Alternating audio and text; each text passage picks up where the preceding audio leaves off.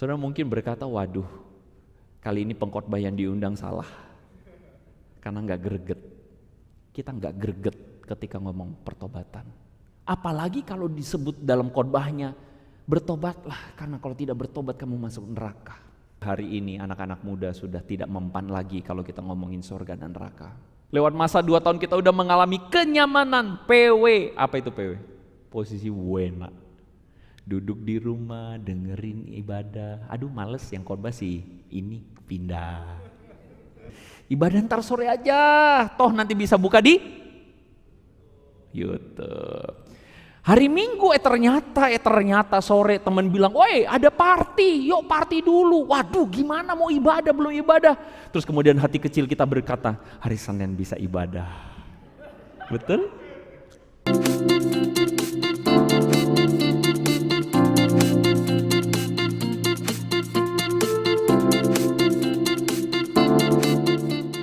Shalom. Shalom. Damai sejahtera dari Tuhan menyertai saudara. Dan saya sangat bersuka cita, sangat senang sekali diundang membagikan perenungan firman Tuhan di malam hari ini saudara-saudara. Hari ini saudara kita akan membahas tentang satu tema. Tema yang akan kita bahas adalah Path of Repentance. Path of Repentance. Saya akan mendasarkan perenungan firman Tuhan dari Yesaya pasal yang ke-6. Ayat pertama, lalu kemudian kita akan lanjut ayat ketiga sampai ayat kelima, saudara-saudara. Firman Tuhan berkata begini. Dalam tahun matinya Raja Uzia, aku melihat Tuhan. Duduk di atas tahta yang tinggi dan menjulang dan ujung jubahnya memenuhi bait suci. Dan mereka berseru seorang kepada seorang katanya, Kudus, kudus, kuduslah Tuhan semesta alam. Seluruh bumi penuh kemuliaannya. Maka bergoyanglah alas ambang pintu disebabkan suara orang yang berseru itu, dan rumah itu pun penuhlah dengan asap. Lalu kata Yesaya, celakalah aku binasa, sebab aku ini seorang yang najis bibir, dan aku tinggal di tengah-tengah bangsa yang najis bibir. Namun mataku telah melihat Sang Raja, yakni Tuhan semesta alam. Katakan amin, saudara-saudara. Saya berpikir dan saya merenungkan arti kata pertobatan, karena judul malam hari ini adalah Path of Repentance. Saya berpikir, oke. Saudara tahu, berbicara tentang pertobatan, satu hal atau berita pertobatan atau peristiwa pertobatan besar-besaran yang pernah saya dengar itu pertama kali ketika saya masuk seminari. Lalu ada seorang rekan berkhotbah dan di situ dia mention seorang bernama Jonathan Edwards. Jonathan Edwards ini adalah seorang revivalis. Kalau saudara baca, saudara cari tahu, saudara akan menemukan dia disebut sebagai revivalis. Dia adalah seorang yang membawa sebuah revival atau kebangkitan besar di Amerika. Pada tahun 1730 sampai tahun 1755, saudara, ada sebuah peristiwa yang disebut sebagai The Great Awakening di Amerika. Dan itu adalah sebuah peristiwa yang ditandai dengan pertobatan besar-besaran terjadi di mana-mana. Di mana orang-orang menangis, orang-orang mencari Tuhan, bertobat dari dosa-dosanya. Dan Jonathan Edwards adalah seorang hamba Tuhan yang pada waktu itu dipakai Tuhan dengan khotbahnya atau firman Tuhan yang dia sampaikan. Judulnya adalah Sinners in the Hand of an Angry God. Saudara, menurut catatan dari orang-orang yang pernah mengikuti cerita atau khotbah tersebut, saudara, orang-orang pada waktu itu ketika Jonathan Edwards berkhotbah, tentunya Jonathan Edwards berkhotbah tidak seperti saya. Khotbahnya dia adalah berdiri terus kemudian ngebacain teksnya dia, saudara. Ya, cuman berdiri dan baca. Saudara tahu, waktu itu orang-orang berteriak sambil khotbah, berteriak mengatakan begini, bagaimana caranya supaya saya diselamatkan?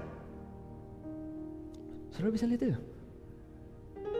Bahkan dikatakan waktu itu ada orang-orang yang berdiri di pintu di pinggir pintu lalu kemudian berpegangan pada pintu yang lalu dengan gemetar mengatakan, saya takut masuk neraka. Saudara, ketika saya mendengarkan kisah itu, saya cuma merasa begini. Saudara pasti berpikir saya mau bilang, gila saya takut juga gitu ya. Enggak, saya waktu lihat gitu saya berasa gini, enggak tuh, enggak relate. Jujur, sinners in the hand of an angry God. Mohon maaf, saya merasa enggak tuh, saya enggak berasa gregetnya. Saudara mungkin berkata, waduh, kali ini pengkhotbah yang diundang salah karena enggak greget. Tapi saya menduga di dalam pemikiran saudara, sebagian saudara, bahkan mungkin sebagian besar, saudara mengalami apa yang saya rasakan. Kita enggak greget ketika ngomong pertobatan. Amin. Kita enggak greget. Enggak ada greget-gregetnya, biasa aja. Kita merasa bahwa yang namanya repentance, kita merasa I feel nothing for it. I feel nothing.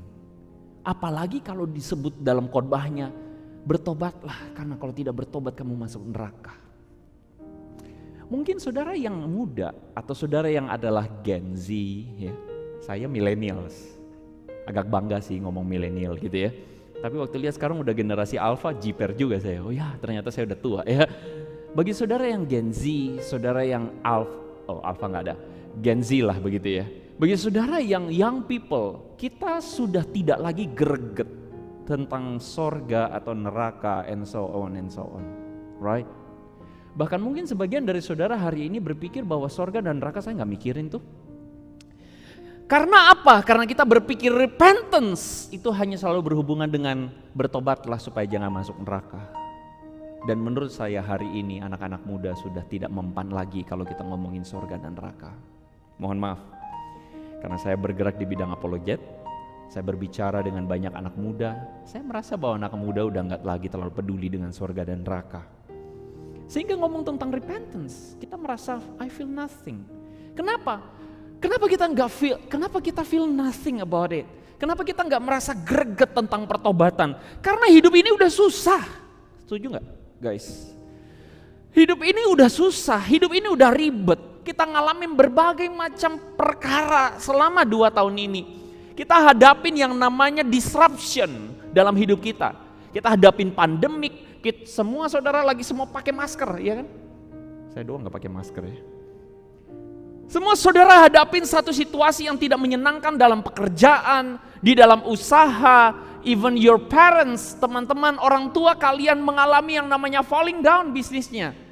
Kita yang masih muda kita struggle dengan yang namanya studi di masa pandemi dan and so on. Pandemi 2 tahun ini ngebabat abis kita semua, ya enggak? Setelah pandemi udah agak mendingan perang Rusia Ukraina. Kita di sini nggak ngalamin perang, tapi kita kena dampaknya juga. Minyak goreng habis di pasaran. Tapi saya nggak tahu, orang-orang PIK kayaknya nggak berasa minyak goreng ya. Nggak penting ya minyak goreng ya, karena semuanya ngerebus kali ya. Hidup sehat. Bukan cuma minyak sawit habis, sekarang BBM mulai langka. Saya nggak tahu tuh, kayaknya pemerintah udah berhasil lumayan mengatasi. Tapi contoh-contoh ini ingin kasih tahu sama kita bahwa hidup itu udah nggak habis-habisnya pergumulan dan kita hadapin struggle demi struggle tiap hari. Belum lagi struggle kita dalam kehidupan pribadi, dalam urusan rumah, dalam urusan rumah tangga, dengan anak kita, dengan orang tua kita, sahabat, rekan kerja, bisnis, every one of us feel the struggle. Sehingga kita memikirkan tentang repentance minggu ini.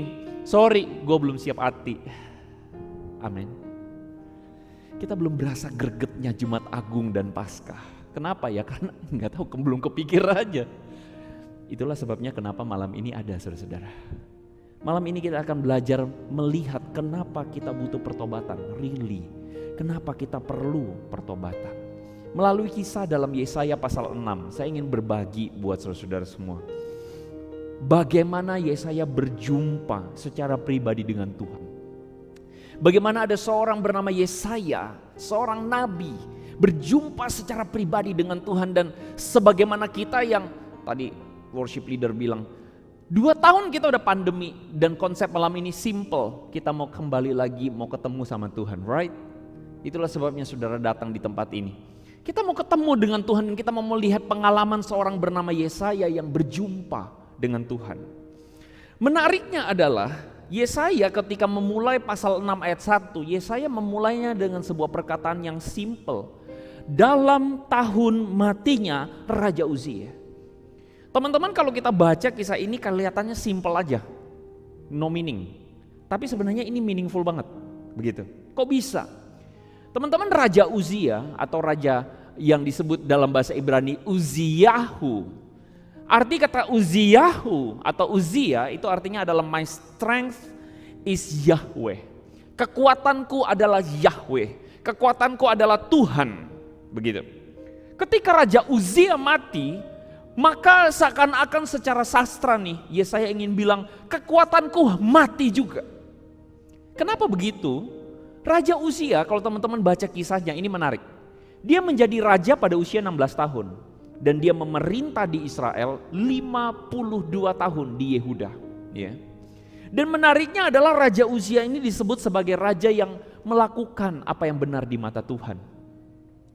Even kalau saudara baca kisahnya, di masa pemerintahan Raja Uzia, Yerusalem mencapai masa keemasannya. Yerusalem mencapai masa keemasannya sejak bahkan masa pada zaman Salomo. Sejak zaman Salomo tidak ada lagi masa keemasan kecuali pada zaman Raja Uzia. Saudara coba bayangkan saudara menjadi seorang yang berada di bawah pemerintahan Raja Uzia. Bangsa Israel yang mencapai masa keemasannya, ternyata sang raja harapan ini mati. Kalau saudara baca kisahnya, Raja Uzia di akhir hidupnya menjadi sombong. Lalu kemudian dia membakar ukupan, lalu muncul kusta. Dan sejak saat itu dia kemudian sakit kusta dan kemudian dia meninggal. Bangsa Israel mengalami kemunduran demi kemunduran, penurunan demi penurunan. Berbagai aspeknya mulai hancur, mulai goyang. Keadaan Israel mulai rusak, saudara-saudara. Disitulah hilang harapan. Jadi ketika dikatakan kematian Raja Uzia pada tahun matinya Raja Uzia, saudara-saudara, Yesaya dalam pemikiran dan dalam hatinya ada ketakutan. Ada pesimisme, ada kehilangan harapan, saudara-saudara. Itu yang dialami oleh Yesaya.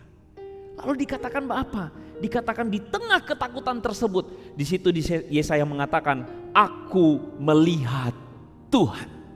Katakan sama-sama dengan saya, aku melihat Tuhan.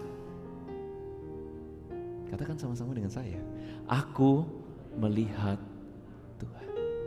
Hari ini saudara-saudara, engkau bergumul dengan berbagai macam struggle dalam hidupmu, right? Hari ini engkau datang mungkin tidak dengan hati happy dan senang, dengan langkah yang riang. Nah, saudara bernyanyi senang, riang, datang ke GKY Pik begitu. Saudara ketemu di depan aja udah macet, udah ngomel ya. Kita udah ngalamin yang namanya pergumulan setiap hari, bukan? Kita ngalamin struggle-struggle yang engkau hadapi hari ini. Tapi hari ini firman Tuhan sampai kepada kita semua. Bagaimana pengalaman Yesaya mengalami struggle tersebut. Pesimisme, ketakutan akan masa depan dan sebagainya. Yesaya mengatakan cuman simple. Ketika saya mengalami ketakutan, aku melihat Tuhan. Amin. Ketika engkau mengalami ketakutan hari ini, saudara-saudara, struggle yang engkau alami hari ini, ibadah malam hari ini cuma mau mengajak engkau untuk melihat kepada, bukan kepada saya, kepada Tuhan. Melihat kepada salib Kristus, melihat kepada Tuhan. Dalam tahun matinya Raja Uzia, aku melihat Tuhan duduk di atas tahta yang menjulang. Di tengah-tengah ketakutan ada Tuhan yang bertahta. Di tengah-tengah kegentaran ada Tuhan di sana. Meskipun engkau merasa pesimis dan khawatir, ada Tuhan di sana, saudara-saudara. Lalu kemudian di situ dikatakan tidak sampai di situ. Dikatakan apa?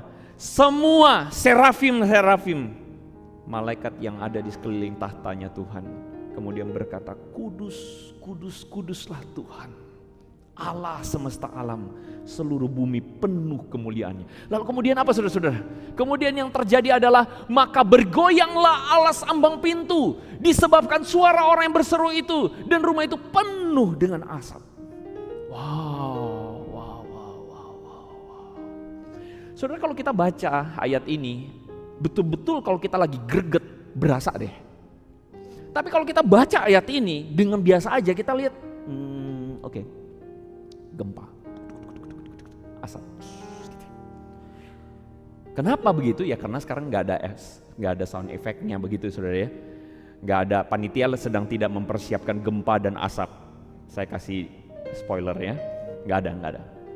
Tapi saya ingin mengajak saudara untuk melihat sebenarnya ini meaningnya ada nih. Maksudnya apa? Saudara, kata kuduslah Tuhan itu diikuti dengan yang namanya gempa, lalu kemudian disebutkan apa? Disebutkan ada asap di sana. Saudara, kata kuduslah Tuhan ini tidak sesimpel kalau kita bilang kudus, wah Tuhan kudus gitu. Enggak sesimpel itu. Saudara, berbicara tentang kudus itu berasal dari kata kadosh. Dan kata kadosh yang kita kenal holy, kudus, suci, whatever. Kita nyanyikan setiap minggu, suci, suci, suci. Ya. Tapi saudara, kata kudus sebenarnya punya satu makna literal. Dan makna literalnya itu adalah weight. Jujur, saya nggak bisa terjemahkan ini dalam bahasa Indonesia. Kenapa? Kata kudus artinya adalah massa. Aneh ya? Apa artinya weight? Berat.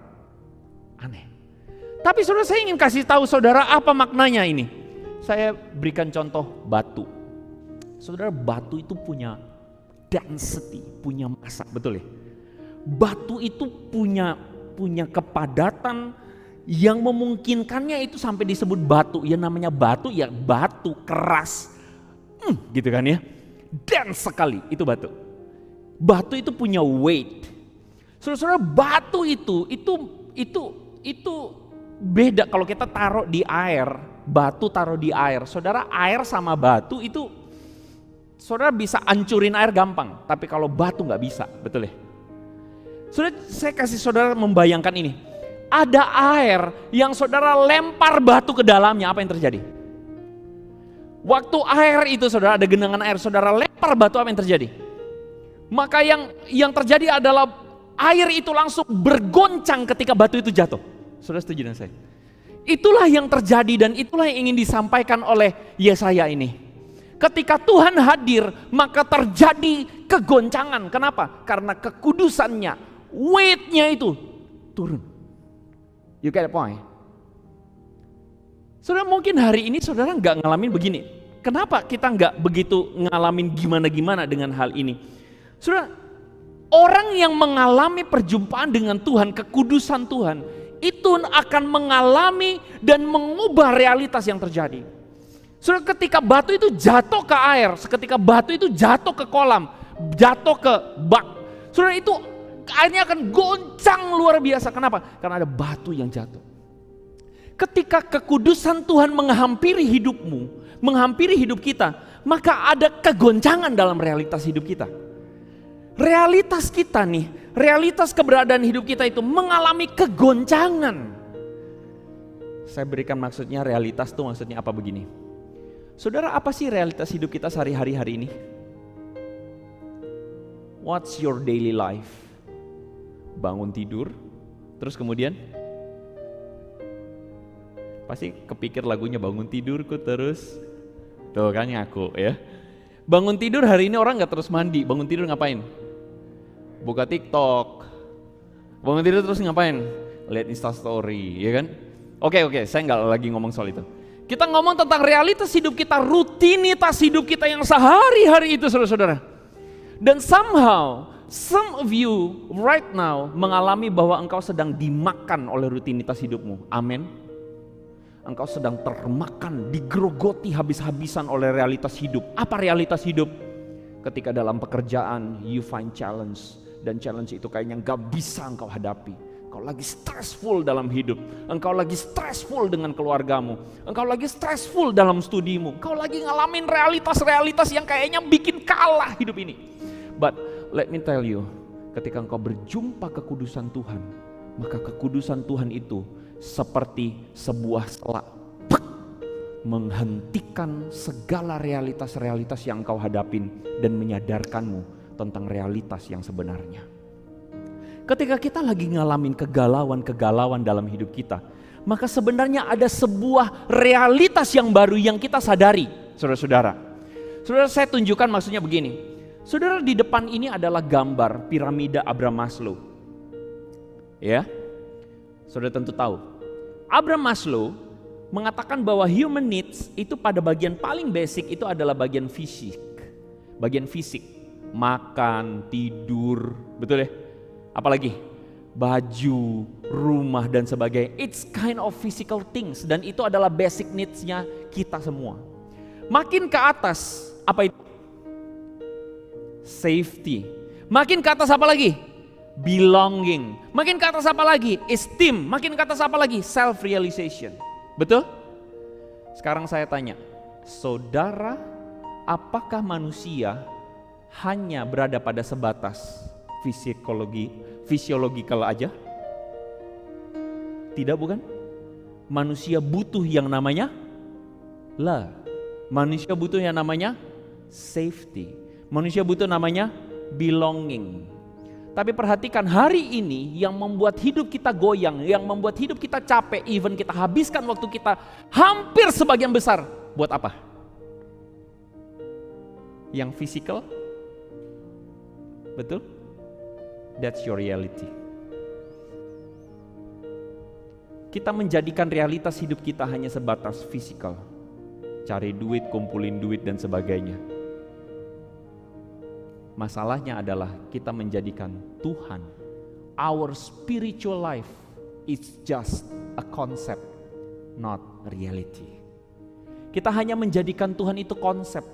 Kenapa kita nggak berasa greget ngomong pertobatan? Karena Tuhan hanya jadi konsep buat kita. Karena kita hanya menjadikan pertobatan, spiritual life, it's just kind of concept, it's not reality.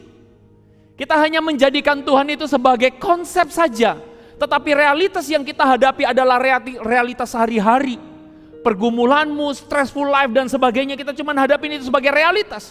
Tapi hari ini saya ingin katakan bahwa ketika Tuhan datang, kekudusan Tuhan datang kepada kita, maka kita akan ketemu tentang satu realitas yang baru. You will jump out. Kamu akan loncat dan masuk pada realitas yang baru. Realitas apa itu? Bahwa hidup kita di hadapan Tuhan. Kenapa tadi saya bilang kita belum berasa greget soal repentance? Minggu pertobatan yang akan kita masukin hari ini. Kenapa? Karena kita masih disibukin dengan realitas-realitas sehari-hari yang kita hadapin. Kita lupa ada satu yang penting, Tuhan. Kita lupa ada satu yang penting. Kita lupa bahwa Tuhan, ketemu Tuhan, pertobatan itu adalah sesuatu yang kita perlu for your soul. Seperti Abraham Maslow mengatakan, it's not just about physical things, but it's about your soul, right? Itulah sebabnya kenapa ketika Yesaya berjumpa dengan Tuhan, dia mengatakan apa teman-teman? Saudara-saudara, celaka aku. Why? Karena tiba-tiba dia sadar akan satu realitas. Man, I'm just a sinner in front of God. I just a sinner. Saya hanya pendosa di hadapan Tuhan. Saudara, saya mungkin harus ngomong tentang pertama dulu. Siapa itu Yesaya?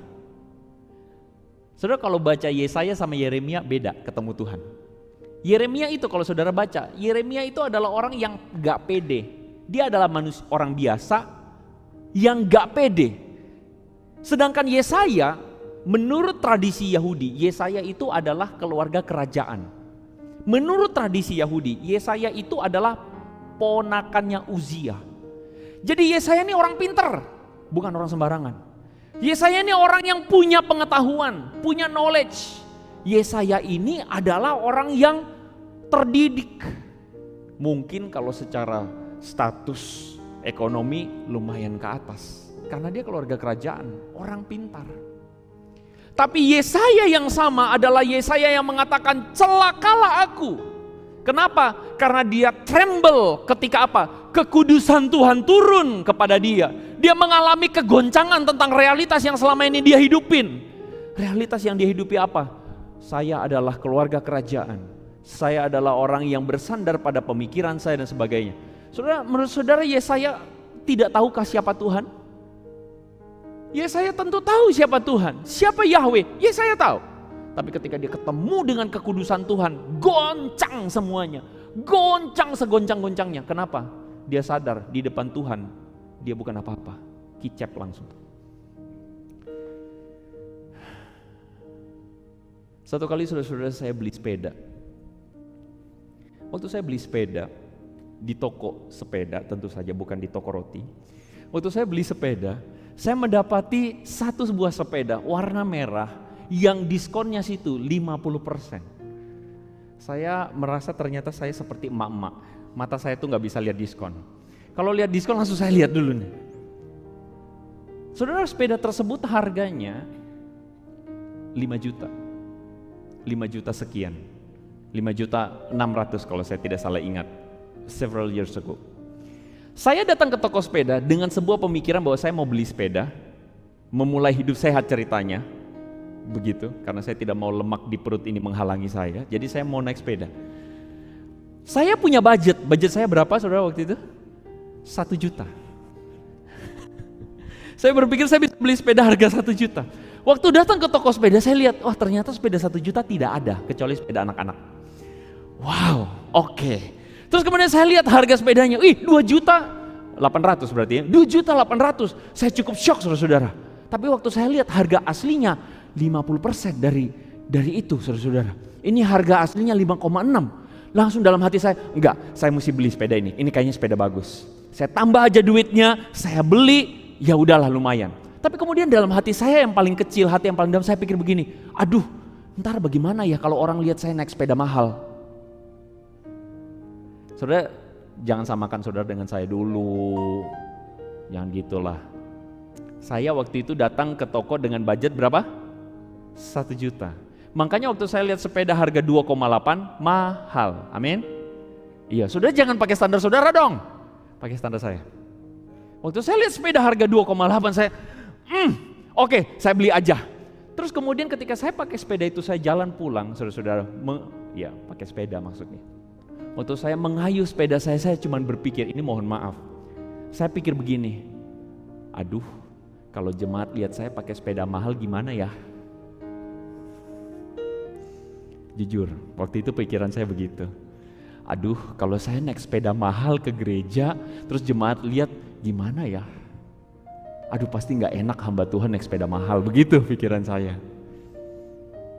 Tapi anyway, ada seorang jemaat yang ketemu saya lalu bilang gini, "Wih, Pak Andri beli sepeda." Iya, saya dalam hati udah takut. Aduh, habis deh, saya dibilangin deh, begitu. Tapi kemudian dia bilang begini, "Ayo Pak ikut klub sepeda saya." Oh gitu Pak, kapan? Hari ini. Oke, hari Sabtu. Saya kalau nggak salah ingat begitu. Hari Sabtu sebelum pandemi, saudara-saudara. Ya udah, waktu hari Sabtu saya pergi ke klub sepeda itu, saya ketemu, saya lihat sepedanya. Wih, dalam pikiran saya itu sepeda saya belum lihat merek itu, saudara-saudara. Ya, saya lihat ada merek ini, saya bilang itu sepeda apa? Tapi lihat dalam bentuk dan rupanya, kayaknya nggak sembarangan itu sepeda. Lalu kemudian saya iseng-iseng saya nguping pembicaraan para klub-klub sepeda ini. Saya tahu sebagian dari saudara klub sepeda. Saya tahu saudara menertawakan saya dalam hati. Saya tahu. Gak apa-apa ya. Jangan tunjukin ke saya ya, jangan. Nanti saya tersinggung. Itu bukan jemaat. Orang-orang klub sepeda di komplek itu saudara lagi ngobrol. Terus kemudian kata, sepeda ini harganya berapa? Wah, nggak mahal lah. Wah, pasti mahal. Enggak lah. Berapa emangnya? 70. Hah? Saya dalam hati 70, pikiran saya 70 itu 70.000, tentu tidak, 700.000, oh pasti tidak ngomong 70 apa? 7 juta, kayaknya enggak deh, kalau saya ngomong 70 berarti, punya kamu emangnya berapa? Oh enggak, ini mah 55, hah? Saudara tahu, hari itu saya baru mengenal dunia persepedaan dan ketika saya naik sepeda, yang saya rasa sepeda mahal 2,8 juta itu, saya langsung merasa aku tidak lebih dari butiran debu.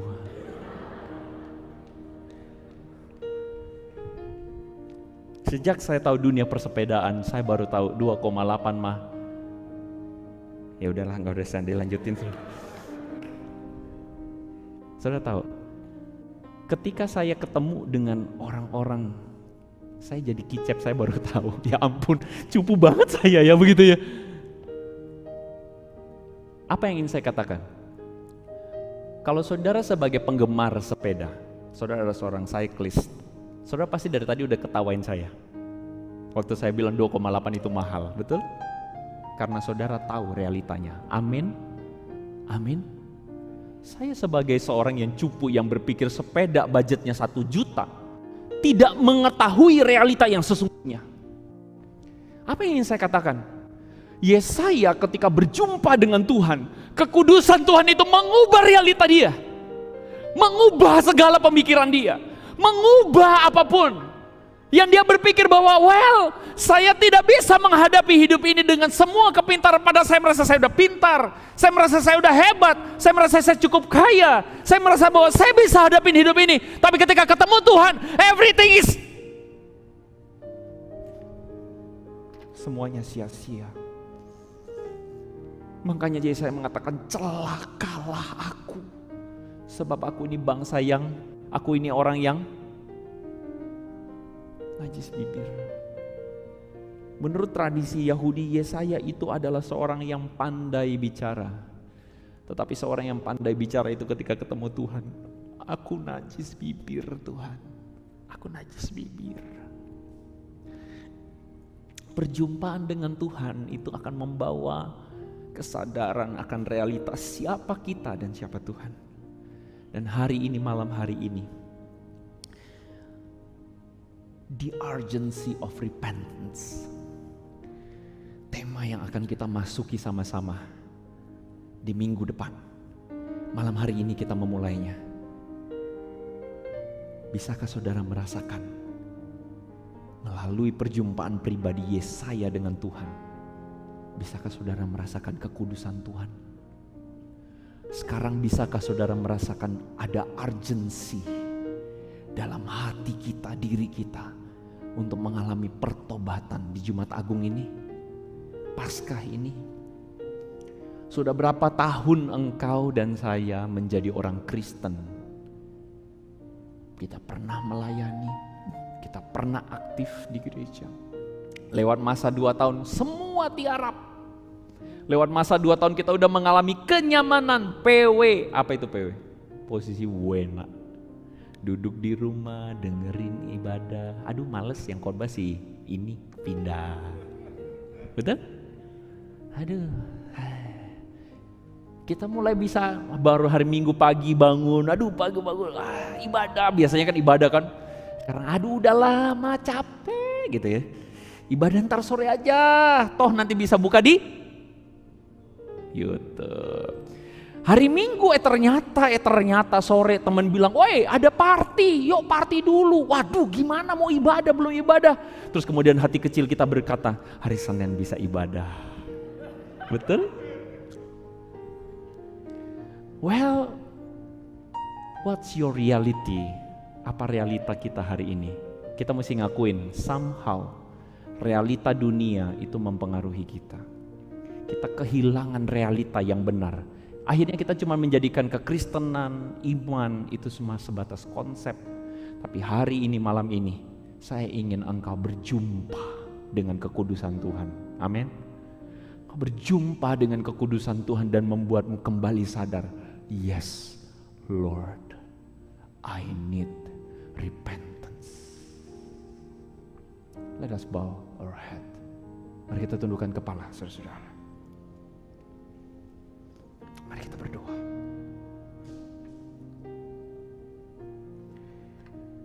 Dengan segala kerendahan hati Tuhan, kami menundukkan jiwa dan diri kami, merendahkan hati kami, menyadari sungguh kami butuh Engkau Tuhan. Lewat 2 tahun ini berbagai macam struggle kami hadapi. Itu membuat realita hidup kami tanpa sadar Tuhan menjadi sama dengan realita dunia ini. Akhirnya tanpa sadar kami hanya menjadikan iman, kekristenan, bahkan Engkau sendiri hanya sebuah konsep belaka. Tanpa sadar Tuhan kami tidak menganggap lagi sungguh-sungguh kekudusan-Mu sebagai sesuatu yang harus kami hormati dalam hidup kami. Tapi biar malam hari ini kami berjumpa lagi dengan kekudusan Tuhan. Kami berjumpa lagi dengan Tuhan. Kami mengalami Tuhan. Dan disitulah kami sadar siapa diri kami. Tak mampu dan tak bisa kami bersandar pada kekayaan kami. Tak mampu dan tak bisa kami bersandar pada segala sesuatu yang dunia ini sandarkan. Kami mau datang padamu. We want to come to you, Lord. Mengalami repentance, pertobatan yang sejati. Dalam nama Yesus kami berdoa. Amin.